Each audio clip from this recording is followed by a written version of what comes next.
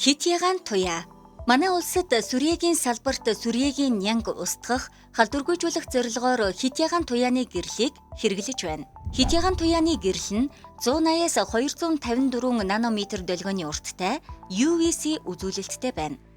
Хитягаан туяаг байршуулахдаа өрөө тасалгааны ханны голд 2 метрээс дээш түвшинд байрлуулна. Хаана байрлуулах вэ? Өвчтний өрөө, ажилбарын өрөө, цэрний сорьц цуглуулах өрөө, тарианы өрөө, эмчин үзэлгийн өрөө, хүлээлгийн хэсэг, коридор, лабораторид байршуулна. Дэлхийн эрүүл мэндийн байгууллагын зөвлөмжийн дагуу эмнэлэгт агаарын халдваргүйжүүлэлтийн зориулалтаар хитягаан туяаг 2 төрлийн аргаар ашиглаж байна. Эмнэлгийн механик агааржуулалтын системийн хоолой дотор суйрлуулах. Эмнэлгийн өрөө тасалгааны дээд хэсгийн агаарыг хитягаан туяагаар шарах. Анхаарах зүйлс.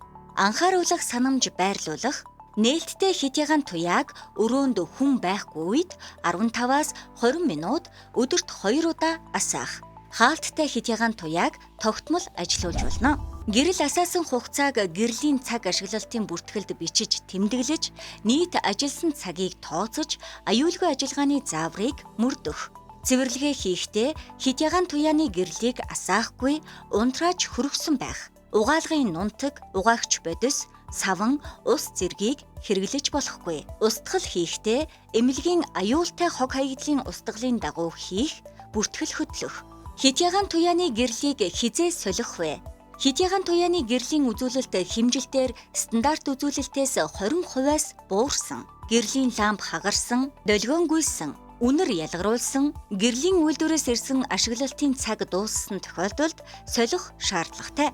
Хитягаан туяа ашиглах үеийн аюулгүй ажиллагаа.